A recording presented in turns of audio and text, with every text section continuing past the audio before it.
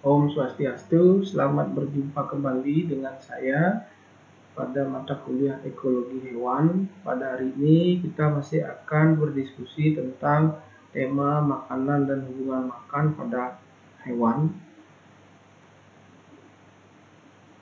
Hubungan makan dan makanan pada hewan ini bisa digunakan sebagai satu aspek terapan bagaimana kita mengendalikan hama, mengendalikan populasi hama terutama untuk ekosistem pertanian. Aspek terapan hubungan makan ini didasarkan atas satu konsep interaksi antara predator atau parasitoid dengan mangsa atau inang. Ketika terjadi interaksi antara predator dan parasitoid, predator dan parasitoid ini akan memberikan umpan balik negatif, ya, dengan kata lain akan menekan populasi mangsa atau inang. Baliknya, populasi mangsa atau inang akan memberikan umpan balik positif kepada populasi predator atau parasitoid. Dengan kata lain, ketika populasi mangsa atau inang ini meningkat, maka akan meningkatkan pertumbuhan populasi predator atau parasitoid. Peningkatan populasi predator atau parasitoid maka akan bisa menekan pertumbuhan populasi mangsa atau inang. Konsep inilah yang bisa diterapkan ketika pengendalian hama secara hayati. Jadi dengan kata lain akan menghasilkan satu konsep homeostasis, keseimbangan. Konsep keseimbangan ini terjadi karena hubungan interaksi umpan balik antara mangsa dengan pemangsa. Satu gambaran bahwa hubungan predator dan mangsa atau predator prey ini mengikuti konsep density dependent factor. Jadi konsep kepadatan yang tergantung kepada kepadatan. Misalnya adalah hubungan antara prey atau mangsa dengan predator. Ketika populasi ini contoh adalah populasi antara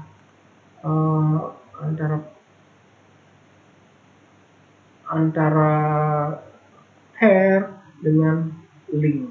Ini antara kelinci dengan seekor predator. Nah, ketika populasi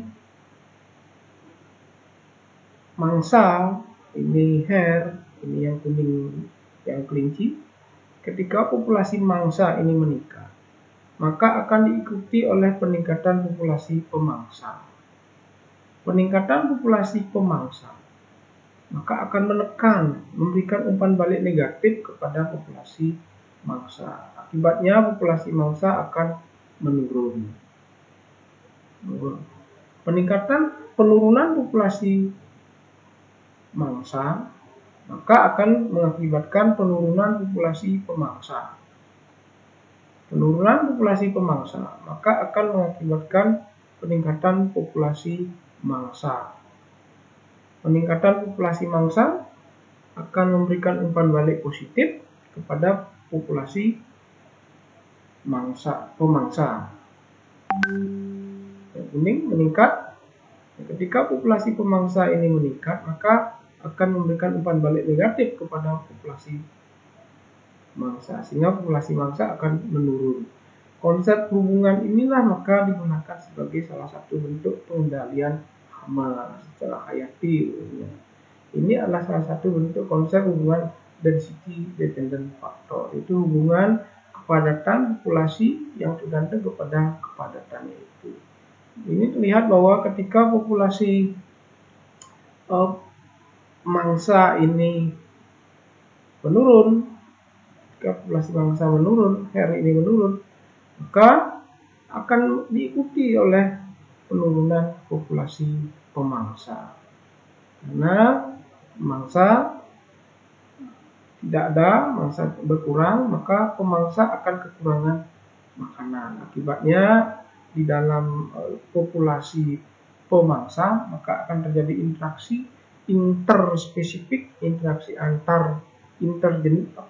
interaksi di antara jenis pemangsa itu sendiri. Akibatnya mereka bersaing, tidak bisa mendapatkan makanan, sehingga banyak yang mengalami penurunan pertumbuhannya, sehingga populasinya akan menurun. Ketika penurunan populasi pemangsa ini menjadi sangat rendah, maka mengakibatkan peningkatan populasi mangsa. Mangsa akan meningkat jumlahnya.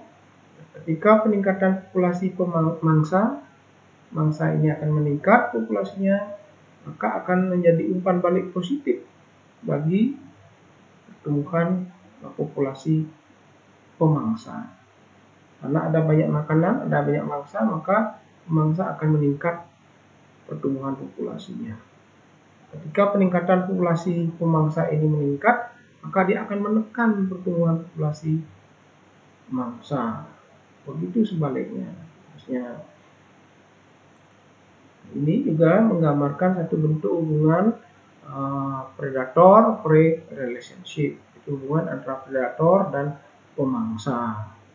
Jadi ketika populasi mangsa meningkat, maka populasi pemangsa juga akan meningkat.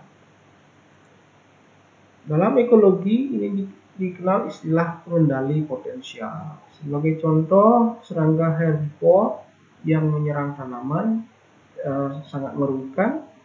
Oleh karena itu, maka para petani menggunakan parasitoid, yaitu serangga pemangsa bagi serangga herbivore. Jadi serangga herbivore akan diserang oleh serangga pemangsa.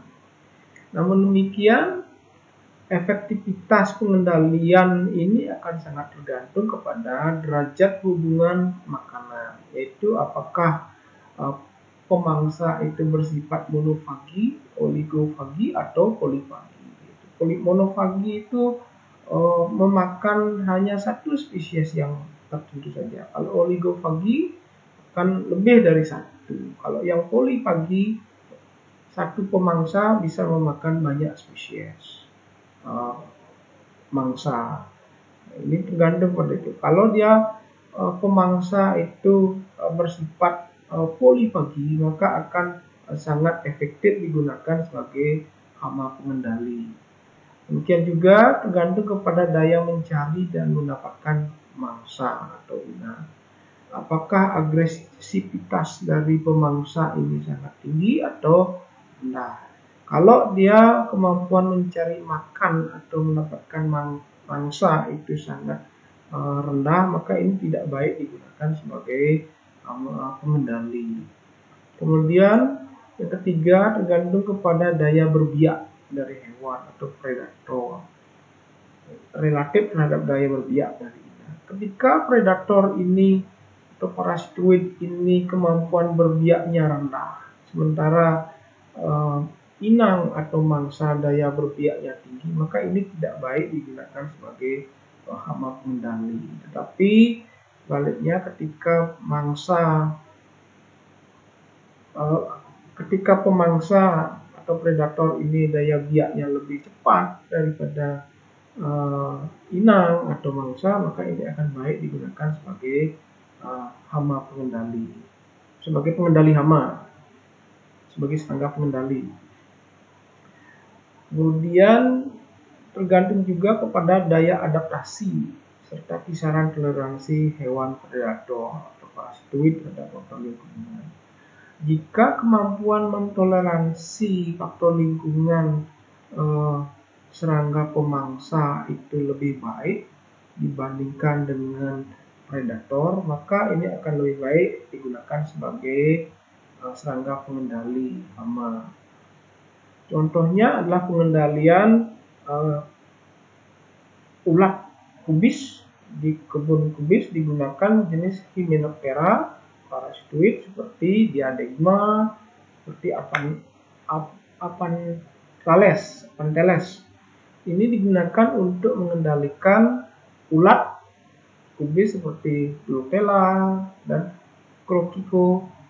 Crocodolomia. Ini digunakan untuk mengendalikan, karena ini adalah bersifat parasitoid. Jadi dia akan membunuh ulat ini oleh serangga itu. Demikian juga pada walang sangit. Walang sangit dapat dikendalikan oleh Hadronotus leptosorisae dan yang ini Oecintrus dan Oecintrus malayensis. Ini bisa digunakan sebagai serangga pengendali untuk hama walang sangit. Kemudian yang kedua, kita mengenal konsep hubungan makanan dengan hubungan makan memakan itu akan menghasilkan hubungan rantai makanan ataupun jaring makanan. Hubungan makanan itu akan menghasilkan rantai makanan. Hal ini akan menggambarkan satu urutan hubungan linier antara organisme pemakan dengan organisme makanan pada tingkatan tropik tertentu. Ditambah adanya polifagi dan omnivori yang melibatkan mangsa dari tingkat tropik berbeda, maka akan menghasilkan rantai makanan. Rantai makanan yang saling beranastomosis satu sama lain sehingga membentuklah jaring-jaring makanan. Dengan kata lain, jaring-jaring makanan itu terbentuk karena ada hubungan makan-memakan antara hewan dan karena adanya sifat polifagi dan omnivori sehingga rantai makanan itu saling sambung menyambung satu sama lain atau beranastomosis membentuk satu jaring-jaring makanan.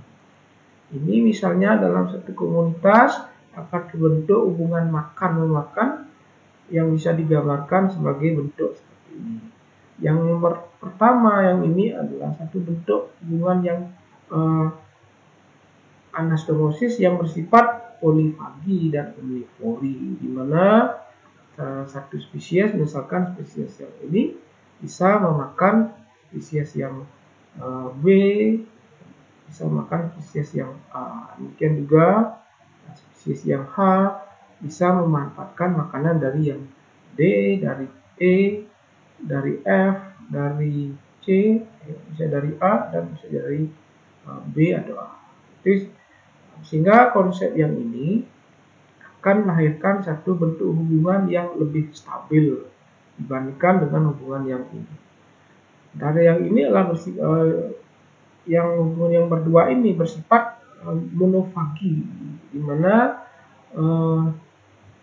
spesies B hanya bisa memakan yang spesies A. Sehingga kalau yang A ini hilang, maka semua spesies yang ada di atasnya akan hilang. Ini akan lebih labil. Komunitas yang terbentuk melalui konsep hubungan jaring makanan seperti ini akan melahirkan satu komunitas yang bersifat labil, sangat labil. Karena kalau spesies A sebagai spesies makanan hilang, maka semua spesies yang di atasnya akan hilang. Ini juga akan menjadi lebih labil dibandingkan yang ini, tetapi akan menjadi lebih stabil dibandingkan dengan yang ini. Gambarnya sama. Di dalam hubungan makan-memakan, di dalam rantai makanan dan jaring-jaring makanan, maka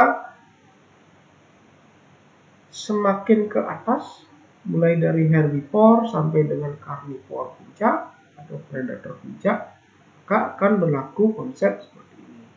Pertama adalah jumlah spesies akan semakin sedikit, semakin ke atas, semakin ke predator puncak, semakin ke tingkat predator yang lebih tinggi, maka jumlah spesies akan cenderung lebih sedikit.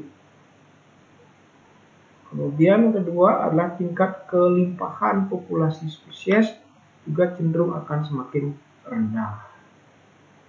Kemudian ukuran tubuh hewan cenderung akan semakin besar.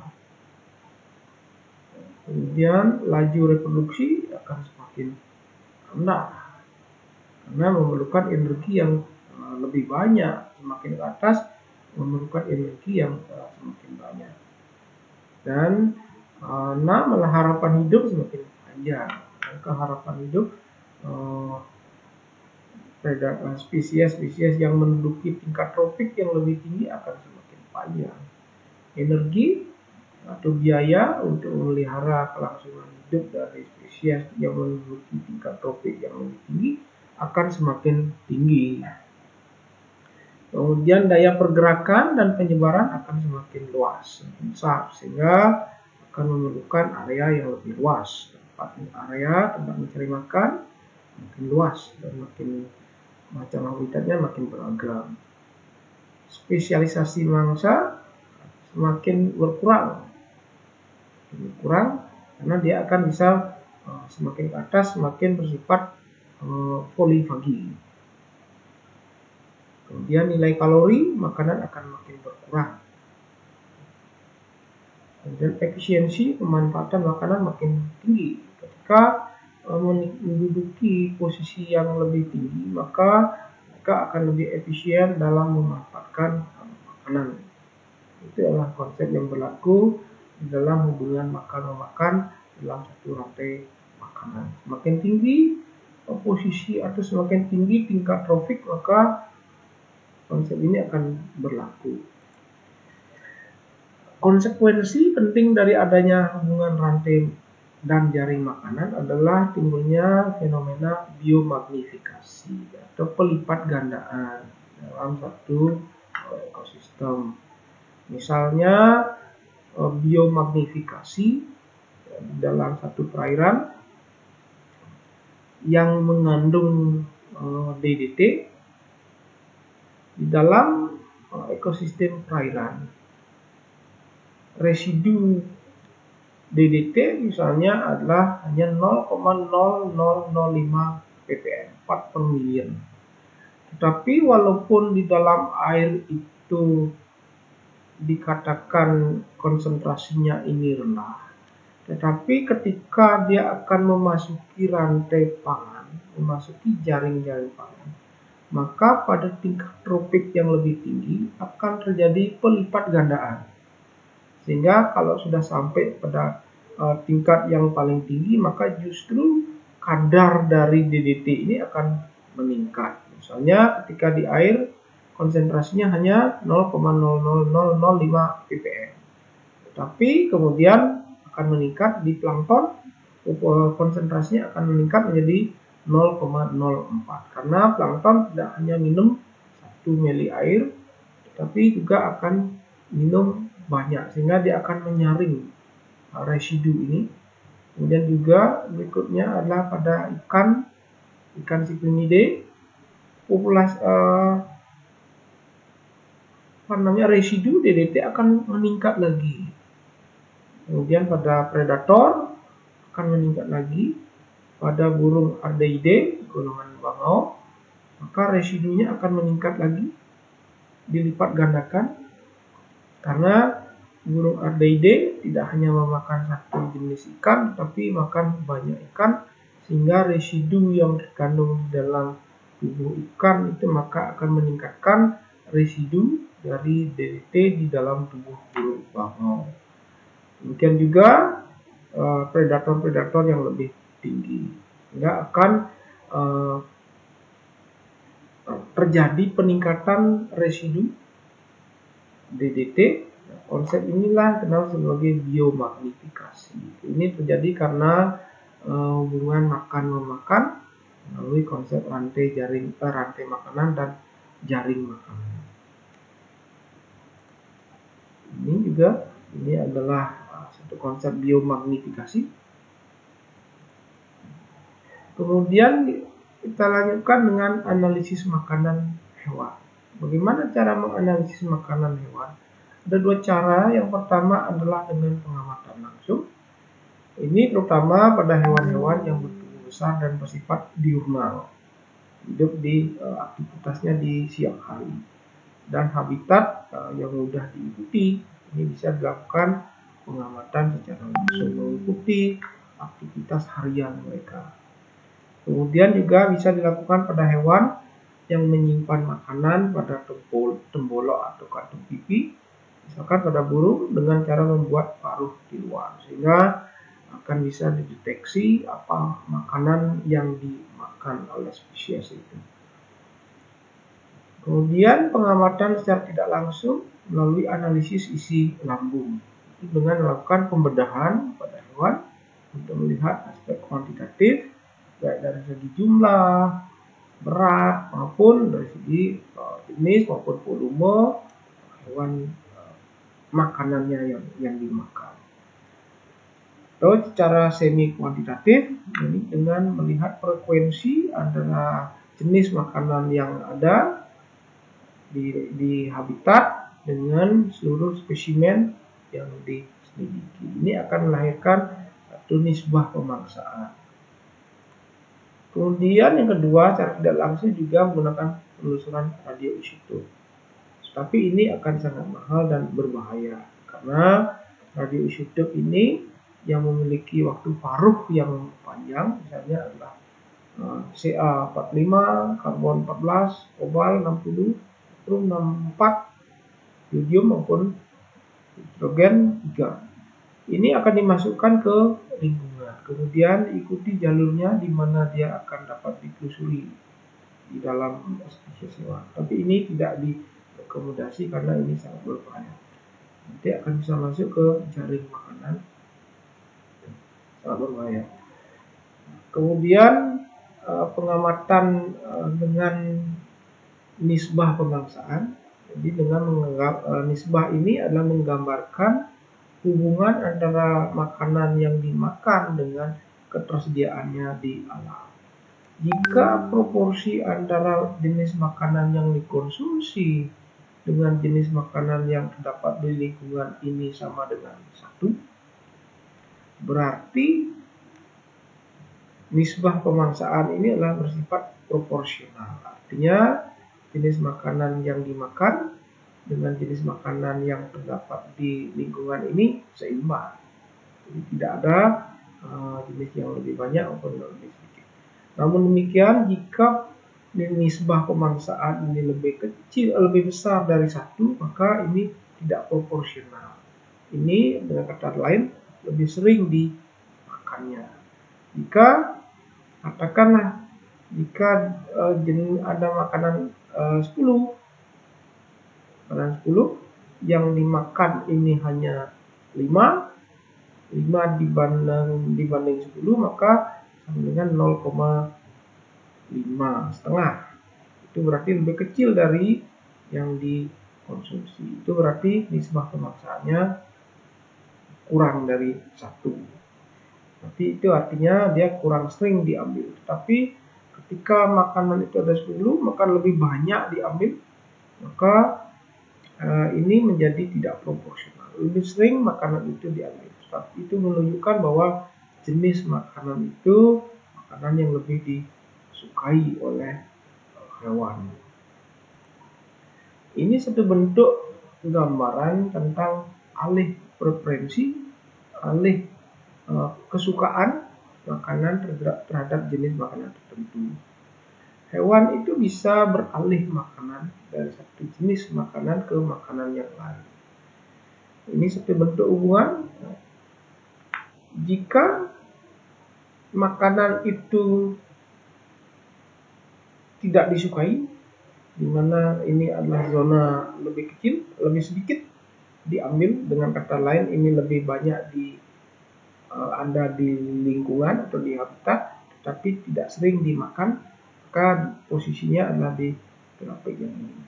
Ketika makanan ini tidak disukai, suatu saat hewan itu beralih preferensi, beralih kesukaan, akan memakan jenis makanan itu, sehingga akan menunjukkan zona di mana nilai nisbah pemangsaan akan lebih besar daripada 1.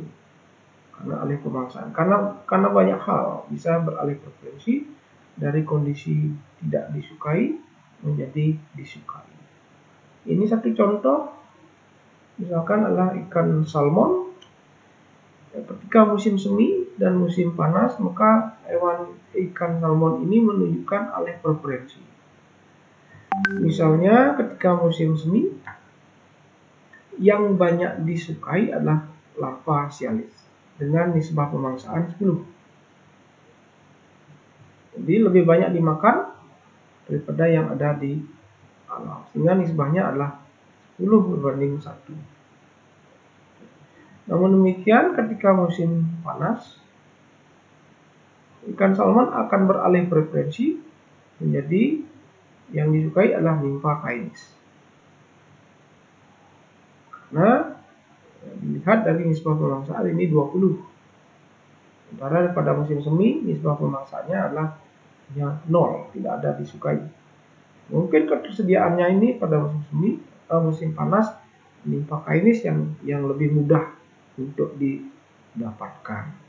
Ini adalah salah satu contoh bahwa hewan itu bisa beralih kesukaan atau beralih preferensi atau beralih pilihan untuk makanannya. Kemudian lanjutkan dengan tema topik lainnya adalah tentang pertahanan diri. Pada hakikatnya hewan itu juga mempunyai resiko untuk menjadi mangsa maupun menjadi pemangsa. Jadi ketika hewan itu menjadi pemangsa, pada hakikatnya dia juga berisiko menjadi mangsa. Karena itulah agar tidak dimangsa, maka hewan ataupun tumbuhan punya cara untuk bertahan. Yang pertama adalah dengan cara pertahanan diri secara kimiawi. Itu misalkan menggunakan metabolit sekunder atau alkaloid, sehingga tumbuhan atau hewan itu menjadi tidak palatable, tidak enak. Misalnya adalah pada solanacea, amaryllidaceae ini bisa menghasilkan alkaloid, misalkan tanin yang rasanya pahit, maka tidak disukai oleh hewan.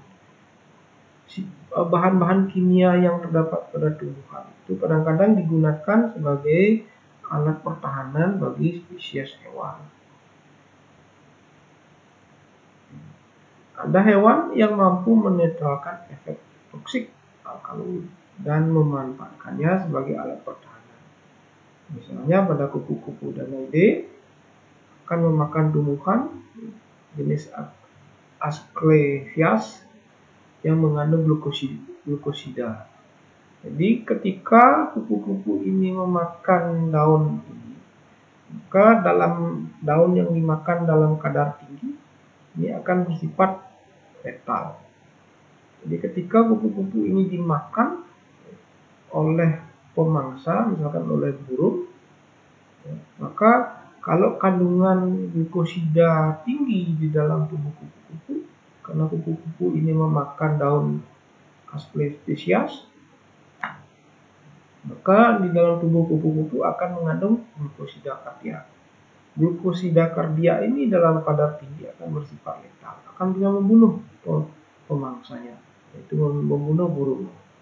Namun demikian dalam kadar rendah bersifat emetik, artinya bisa mengakibatkan pemangsa itu muntah karena bersifat emetik, bersifat memicu terjadinya muntah. Demikian juga pada spesies telur Tuzunkus dapat mengeluarkan sekresi yang bersifat defensif dan berbau tajam. Ini digunakan sebagai sarana untuk menyerang pemangsa. Demikian juga pada ular biludah ini bisa menyemprotkan sekresi yang bersifat toksik apabila terganggu. Itu adalah salah satu bentuk mekanisme pertahanan secara kimia agar tidak dimakan oleh pemangsa. Yang kedua adalah mekanisme pelindung melalui mekanisme struktural atau perilaku. Misalnya pada histrik, pada landak, dia mempunyai alat pertahanan yang berupa duri-duri yang tajam. Demikian juga pada Manis javanica atau terenggiling, dia mempunyai sisik-sisik yang keras dan akan menggulung dirinya ketika terganggu oleh pemangsa. Ini contohnya antara terenggiling ketika merasa terancam oleh pemangsa, maka dia akan segera menggulung tubuhnya di mana kepalanya akan masuk ke dalam sehingga dia tubuhnya akan terlindungi oleh sisiknya yang sangat keras. Kemudian yang ketiga adalah pertahanan dengan membentuk warna sembunyi. Itu pewarnaan kritik. Yang pertama adalah pewarnaan kritik, yaitu pola pewarnaan tubuh hewan yang sedemikian rupa sehingga kehadirannya menjadi kurang tampak dalam lingkungannya. Contohnya adalah stonefish. Ikan ini akan sangat mirip dengan batu-batuan yang ada di sekelilingnya, sehingga ini tidak tampak seperti ikan, tetapi ini sebenarnya adalah ikan. Itu namanya warna kritik, warna sembunyi. Kemudian ada juga dengan menggunakan kemiripan protektif, yaitu pola warna yang sangat mirip dengan corak belakang. Ini misalnya adalah bunglon yang memiliki warna yang sangat mirip dengan warna latar belakang, sehingga akan menjadi tersamarkan. Kemudian ada namanya pewarnaan disruptif. Ini pola pewarnaan yang mengakibatkan satu kesan terputus-putus pada tubuh hewan tersebut. Misalnya burung dengan pola warna yang putih pada lehernya, maka ketika berada di latar belakang yang putih, maka seolah-olah antara kepala dengan badan akan terputus. Demikian juga pada bagian kaki, seolah-olah bagian kaki dengan badan akan terputus. Itu warna disruptif. Kemudian kemiripan agresif, yaitu apabila bentuk dan warna tubuhnya menyerupai objek tertentu, misalnya daun, ranting, bunga, dan lain-lain. Misalnya adalah jenis belalang Phenodera, ini akan mirip dengan ranting, sehingga seolah-olah dikira ini adalah ranting. Demikian juga belalang Phasma yang mirip dengan daun, sehingga seolah-olah ini adalah menyerupai daun. Kemudian juga ada namanya warnaan aposematik, yaitu warna yang sangat menyolok. Namun demikian, warna aposematik ini seringkali hewan-hewan yang bersifat toksik, sehingga dia berusaha untuk memamerkan tubuhnya karena dia mengandung racun. Dengan memamerkan tubuhnya, seringkali ini sudah dikenali bahwa hewan-hewan yang demikian itu adalah hewan-hewan yang mengandung racun.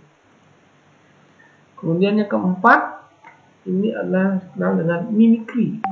Mimikri itu adalah peniruan atau meniru dari satu hewan model, hewan yang ditiru. Hewan yang meniru itu dikenal sebagai spesies mimik. Ada dua kategori mimikri. Yang pertama adalah mimikri Batesia, di mana spesies model atau spesies yang ditiru ini tidak palatable. Ini umumnya adalah hewan-hewan aposematik, hewan-hewan dengan pewarnaan yang sangat mencolok. Ulat bulu ini memiliki warna-warna yang sangat mencolok, seringkali ditiru oleh spesies yang lainnya yang bersifat palatable, yang enak bagi mangsa. Kemudian spesies mimik ini akan meniru spesies model, sehingga akan mengaburkan bagi pemangsa. Demikian ada juga namanya mimikri Mollery, di mana antara model dengan spesies mimik ini sama-sama bersifat palatable, bersifat sama-sama enak untuk dimakan oleh pemangsa. Kenapa justru yang ditiru adalah spesies yang palatable, spesies yang enak dimakan oleh pemangsa? Karena umumnya pemangsa telah belajar dari pengalaman bahwa ketika ada dua spesies yang sama, yang mirip, maka mangsa itu cenderung belajar untuk menghindari spesies itu, karena telah dikenal selama masa evolusi mereka bahwa spesies itu cenderung akan bersifat aposematik, mimikri, meniru spesies yang lain agar tidak dimakan. Ini contohnya adalah Danus flexipus. Ini adalah spesies model yang bersifat tidak palatable, ditiru oleh Limenitis arsipus, oleh spesies ini bersifat palatable sehingga dia akan menyerupai. Demikian ada sedikit perbedaan, ini yang flexipus ini lebih gelap dibandingkan Limenitis. Namun demikian ada kemiripan, sehingga ketika ada pemangsa maka mereka akan cenderung belajar bahwa jika dua spesies ini mirip maka cenderung akan dihindari. Selama masa evolusinya mereka telah mengenalnya. Kemudian melalui hubungan makan dan memakan itu kita mengenal konsep hubungan atau koevolusi hubungan makan. Jadi koevolusi hubungan makan ini terjadi karena adanya interaksi hubungan makan pada hewan dan juga pada hewan dengan tumbuhan. Ketika kerapatan populasi hewan herbivor itu sangat tinggi, maka ini akan memberikan tekanan seleksi yang sangat kuat pada tumbuhan. Sehingga karena mengakibatkan tekanan seleksi, dengan kata lain banyak dimakan oleh tumbuhan, oleh hewan herbivor, maka akan menyebabkan perubahan susunan genetik pada tumbuhan. Susunan genetiknya akan berubah karena banyak yang dimakan oleh hewan, populasi hewan ini tinggi, banyak yang makan tumbuhan itu, sehingga ada sebagian populasi yang tidak termakan, sehingga susunan populasi genetik pada tumbuhan itu akan yang kecil ini akan berkembang, sementara yang sudah dimakan itu akan menjadi hilang. Nah, yang tidak dimakan maka akan berkembang, sehingga yang tidak dimakan ini akan mengakibatkan perubahan pada populasi genetik tumbuhan, sehingga akan terjadi perubahan resistensi pada tumbuhan, sehingga populasi tumbuhan yang masih bertahan hidup cenderung akan lebih resisten terhadap hewan. Sehingga dengan adanya tumbuhan yang lebih resisten terhadap herbivor, maka herbivor ini akan menjadi dibatasi, akan terbatas kemampuannya untuk memakan tumbuhan yang resisten, sehingga akan terjadi stabilisasi populasi tumbuhan dan herbivor. Ketika timbul individu hewan yang mutasi pada hewan, maka mutasi pada hewan ini akan mengalahkan resistensi tumbuhan, maka akan mampu menekan kembali populasi tumbuhan. Demikian seterusnya.